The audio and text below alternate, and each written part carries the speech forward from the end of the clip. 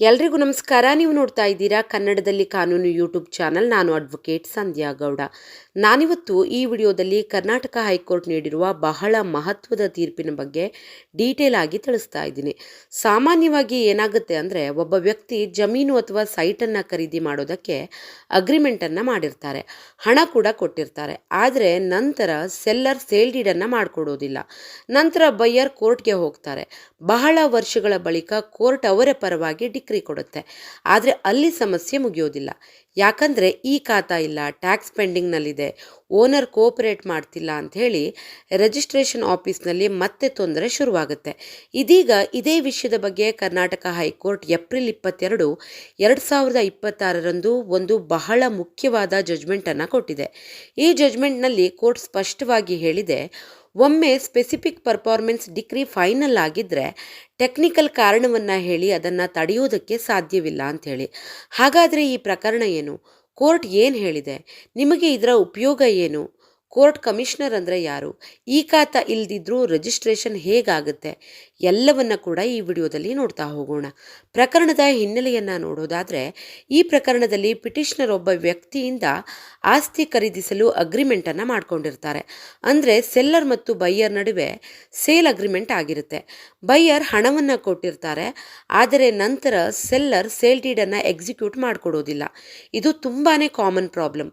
ಹೆಚ್ಚಿನ ಪ್ರಾಪರ್ಟಿ ಕೇಸ್ನಲ್ಲಿ ಏನಾಗುತ್ತೆ ಅಂದರೆ, ಅಗ್ರಿಮೆಂಟ್ ಮಾಡುವಾಗ ಸೆಲ್ಲರ್ ಒಪ್ತಾನೆ, ಅಡ್ವಾನ್ಸ್ ಮನಿ ಕೂಡ ತೆಗೆದುಕೊಳ್ತಾನೆ. ಆದರೆ ಪ್ರಾಪರ್ಟಿ ರೇಟ್ ಹೆಚ್ಚಾದ ನಂತರ ಸೇಲ್ ಡೀಡನ್ನು ಮಾಡೋದೇ ಇಲ್ಲ, ಫೋನ್ ರಿಸೀವ್ ಮಾಡೋದಿಲ್ಲ, ಡಿಸಪಿಯರ್ ಆಗ್ತಾನೆ, ಇಲ್ಲಾಂದರೆ ಮತ್ತೊಬ್ಬರಿಗೆ ಸೇಲ್ ಮಾಡೋದಕ್ಕೆ ಟ್ರೈ ಮಾಡ್ತಾ ಇರ್ತಾನೆ. ಈ ಕಾರಣದಿಂದ ಬೈಯರ್ ಕೋರ್ಟ್ಗೆ ಹೋಗಬೇಕಾಗತ್ತೆ. ಇಲ್ಲಿಯೂ ಕೂಡ ಅದೇ ಆಗಿದೆ. ಪಿಟಿಷನರ್ OS ನಂಬರ್ 138/2018 ಅನ್ನೋ ಸೂಟನ್ನು ಫೈಲ್ ಮಾಡಿದ್ದಾರೆ. ಅವ್ರು ಕೇಳಿದ್ದು ಸ್ಪೆಸಿಫಿಕ್ ಪರ್ಫಾರ್ಮೆನ್ಸನ್ನು. ಸ್ಪೆಸಿಫಿಕ್ ಪರ್ಫಾರ್ಮೆನ್ಸ್ ಅಂದ್ರೇನು? ಇದನ್ನು ಸಾಮಾನ್ಯ ಜನರಿಗೆ ಸಿಂಪಲ್ ಆಗಿ ಅರ್ಥ ಮಾಡ್ಕೊಳ್ಬೇಕು ಅಂದರೆ, ಸಪೋಸ್ ನೀವು ಒಂದು ಸೈಟನ್ನು ಖರೀದಿಸಲು ಅಗ್ರಿಮೆಂಟನ್ನು ಮಾಡ್ಕೊಂಡಿರ್ತೀರಿ. ಸೆಲ್ಲರ್ ಹೇಳಿದಾನೆ, ನಾನು ಈ ಪ್ರಾಪರ್ಟಿಯನ್ನು ನಿನಗೆ ಸೇಲ್ ಮಾಡ್ತೇನೆ, ನೀವು ಅಡ್ವಾನ್ಸನ್ನು ಕೊಟ್ಟಿರ್ತೀರ. ಆದರೆ ನಂತರ ಸೆಲ್ಲರ್ ಮಾತನ್ನು ತಪ್ತಾನೆ. ಆಗ ನೀವು ಕೋರ್ಟ್ಗೆ ಹೋಗಿ ಹೇಳೋದು, ಅವರು ಅಗ್ರಿಮೆಂಟ್ ಪ್ರಕಾರ ನನಗೆ ಸೇಲ್ ಡೀಡ್ ಮಾಡಿಕೊಡ್ಲಿ. ಇದನ್ನೇ ಸ್ಪೆಸಿಫಿಕ್ ಪರ್ಫಾರ್ಮೆನ್ಸ್ ಸೂಟ್ ಅಂತ ಹೇಳ್ತಾರೆ. ಅಂದರೆ ಕೋರ್ಟು ಸೆಲ್ಲರ್ಗೆ ಆರ್ಡರ್ ಕೊಡುತ್ತೆ, ನೀನು ಪ್ರಾಪರ್ಟಿಯನ್ನು ಟ್ರಾನ್ಸ್ಫರ್ ಮಾಡಲೇಬೇಕು ಅಂತ ಹೇಳಿ. ಈ ಪ್ರಕರಣದಲ್ಲಿ ಕೋರ್ಟ್ ಪಿಟಿಷನರ್ ಪರವಾಗಿ ಡಿಕ್ರಿಯನ್ನು ಕೊಟ್ಟಿದೆ. ಅಂದರೆ ಕೋರ್ಟ್ ಹೇಳಿದೆ, ಬೈಯರ್ ಸರಿಯಾಗಿದ್ದಾನೆ, ಅಗ್ರಿಮೆಂಟ್ ಜೆನ್ಯೂನ್ ಇದೆ, ಸೆಲ್ಲರ್ ಏನಿದ್ದಾನೆ ಅವನು ಸೇಲ್ ಡೀಡನ್ನು ಮಾಡಿಕೊಡ್ಬೇಕು ಅಂತೇಳಿ. ಆದರೆ ಸೆಲ್ಲರ್ ಏನಿದ್ದಾನೆ ಕೋಆಪರೇಟ್ ಮಾಡೋದೇ ಇಲ್ಲ, ಕೋರ್ಟ್ಗೆ ಅಟೆಂಡ್ ಆಗಲ್ಲ, ಸೇಲ್ ಡೀಡನ್ನು ಕೂಡ ಎಕ್ಸಿಕ್ಯೂಟ್ ಮಾಡಲಿಲ್ಲ. ಆದ್ದರಿಂದ ಡಿಕ್ರಿ ಹೋಲ್ಡರ್ ಏನು ಮಾಡ್ತಾನೆ, ಎಕ್ಸಿಕ್ಯೂಷನ್ ಪಿಟಿಷನನ್ನು ಫೈಲ್ ಮಾಡ್ತಾನೆ. ಎಕ್ಸಿಕ್ಯೂಷನ್ ಪಿಟಿಷನ್ ಅಂದರೆ ಕೋರ್ಟ್ ಕೊಟ್ಟ ಡಿಕ್ರಿಯನ್ನು ಪ್ರಾಕ್ಟಿಕಲ್ ಆಗಿ ಇಂಪ್ಲಿಮೆಂಟ್ ಮಾಡಿ ಅನ್ನೋ ಒಂದು ರಿಕ್ವೆಸ್ಟ್ ಅದು. ನಂತರ ಎಕ್ಸಿಕ್ಯೂಟಿಂಗ್ ಕೋರ್ಟ್ ಏನು ಮಾಡ್ತು ಅಂದರೆ, ಕೋರ್ಟ್ ಕಮಿಷನರನ್ನು ನೇಮಕ ಮಾಡುತ್ತೆ. ಈ ಕೋರ್ಟ್ ಕಮಿಷನರ್ ಅಂದರೆ ಯಾರು? ಬಹಳ ಜನರಿಗೆ ಈ ಡೌಟ್ ಇರುತ್ತೆ. ಕೋರ್ಟ್ ಕಮಿಷನರ್ ಅಂದರೆ ಕೋರ್ಟ್ ನೇಮಿಸಿದ ಒಂದು ರೆಪ್ರೆಸೆಂಟೇಟಿವ್. ಅಂದರೆ ಯಾವಾಗ ಒರಿಜಿನಲ್ ಓನರ್ ಕೋಆಪರೇಟ್ ಮಾಡೋದಿಲ್ವೋ ಆಗ ಕೋರ್ಟ್ ಹೇಳುತ್ತೆ, ಸರಿ ಓನರ್ ಬರೆದಿದ್ರೂ ಪರವಾಗಿಲ್ಲ, ಕೋರ್ಟ್ ಕಮಿಷನರ್ ಮೂಲಕ ನೀವು ಸೇಲ್ ಡೀಡನ್ನು ಎಕ್ಸಿಕ್ಯೂಟ್ ಮಾಡ್ಕೋಬಹುದು, ಸೊ ಸೇಲ್ ಡೀಡನ್ನು ಎಕ್ಸಿಕ್ಯೂಟ್ ಮಾಡ್ತೇವೆ ಅಂಥೇಳಿ. ಅಂದರೆ ಕೋರ್ಟ್ ಕಮಿಷನರ್ ಓನರ್ ಬದಲು ಸಿಗ್ನೇಚರ್ ಮಾಡಿ ಸೇಲ್ ಡೀಡನ್ನು ಎಕ್ಸಿಕ್ಯೂಟ್ ಮಾಡ್ಬೋದು. ಇದು ಕಾನೂನುಬದ್ಧ ಆಗಿರುತ್ತೆ. ನೆಕ್ಸ್ಟು ಸೇಲ್ ಡೀಡ್ ತೆಗೆದುಕೊಂಡು ಸಬ್ ರಿಜಿಸ್ಟ್ರಾರ್ ಆಫೀಸ್ಗೆ ಹೋದಾಗ ಸಬ್ ರಿಜಿಸ್ಟ್ರಾರ್ ಅವ್ರು ಹೇಳಿದ್ದು, ಈ ಖಾತಾ ಇಲ್ಲ, ಸೊ ರಿಜಿಸ್ಟ್ರೇಷನ್ ಆಗೋದಿಲ್ಲ ಅಂಥೇಳಿ. ಇದು ಈಗ ಕರ್ನಾಟಕದಲ್ಲಂತೂ ತುಂಬ ಕಾಮನ್ ಇಶ್ಯೂ ಆಗೋಗಿದೆ. ಪ್ರಾಕ್ಟಿಕಲಿ BBMP ಏರಿಯಾಸ್ ಇರ್ಬೋದು, BDA ಲೇಔಟ್ಸ್, ಗ್ರಾಮ panchayat converted properties, revenue sites, ಇವೆಲ್ಲದರಲ್ಲೂ ಕೂಡ ಈ ಖಾತಾ ಇಶ್ಯೂಸ್ ದೊಡ್ಡ ಪ್ರಾಬ್ಲಮ್ ಆಗೋಗಿದೆ.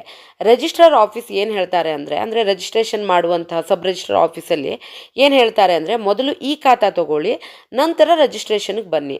ಆದರೆ ಇಲ್ಲಿ ಪ್ರಾಬ್ಲಮ್ ಏನಂದರೆ, ಒರಿಜಿನಲ್ ಓನರ್ ಕೋಆಪರೇಟ್ ಮಾಡ್ತಾ ಇಲ್ಲ, ಅವನೇ ಖಾತಾ ಮಾಡಿಸಿಲ್ಲ. ಹಾಗಾದರೆ ಡಿಕ್ರಿ ಹೋಲ್ಡರ್ ಏನು ಮಾಡಬೇಕು?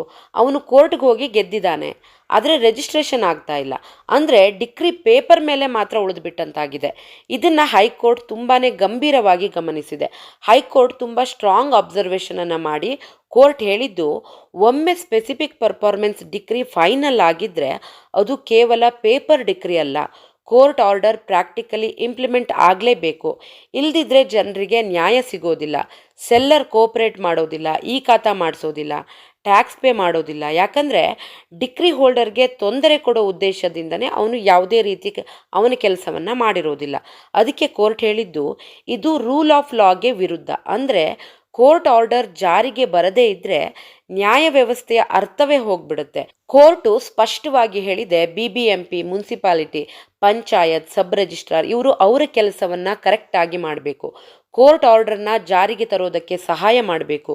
ಕೋರ್ಟ್ ಕೊಟ್ಟ ಇಂಪಾರ್ಟೆಂಟ್ ಗೈಡ್ಲೈನ್ಸ್ಗಳು ಏನೇನೆಂದರೆ, ಲ್ಯಾಂಡ್ ಓನರ್ ಕೋಪರೇಟ್ ಮಾಡದೇ ಇದ್ದರೂ ಕೂಡ ಎಕ್ಸಿಕ್ಯೂಟಿಂಗ್ ಕೋರ್ಟ್ ಏನಿದೆ ಅದು ಕೋರ್ಟ್ ಕಮಿಷನರನ್ನು ಅಪಾಯಿಂಟ್ ಮಾಡಬಹುದು, ಸೇಲ್ ಡೀಡ್ ಎಕ್ಸಿಕ್ಯೂಟ್ ಮಾಡಬಹುದು. ಅಂದರೆ ಓನರ್ ಬರದೇ ಇದ್ದರೂ ಕೂಡ ಪ್ರೊಸೆಸ್ ನಿಲ್ಲೋದಿಲ್ಲ.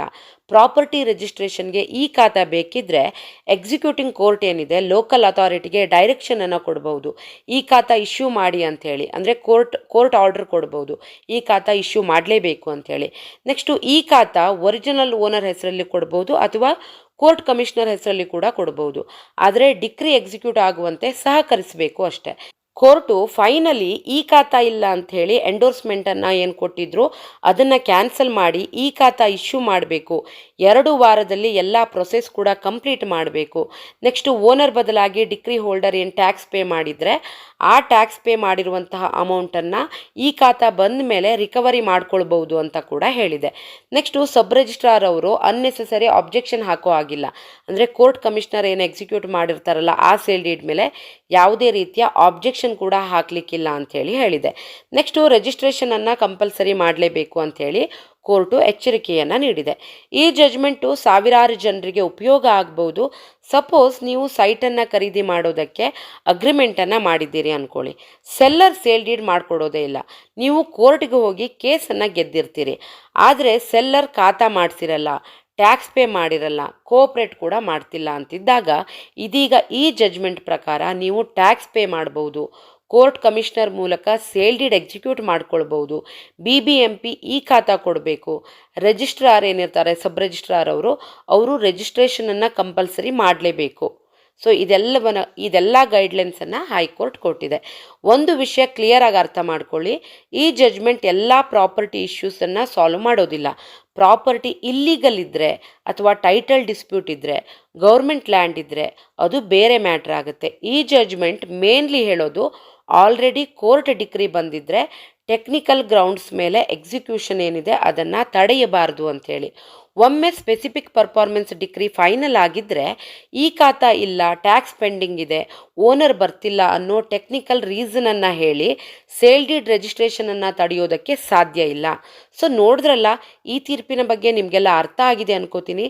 ಈ ವಿಡಿಯೋ ನಿಮಗೆ ಉಪಯೋಗ ಆಗಿದ್ದರೆ ಲೈಕ್ ಮಾಡಿ, ಶೇರ್ ಮಾಡಿ ಮತ್ತು ಕನ್ನಡದಲ್ಲಿ ಕಾನೂನು ಯೂಟ್ಯೂಬ್ ಚಾನಲನ್ನು ಸಬ್ಸ್ಕ್ರೈಬ್ ಮಾಡೋದಕ್ಕೆ ಖಂಡಿತ ಮರಿಬೇಡಿ. Thank you so much.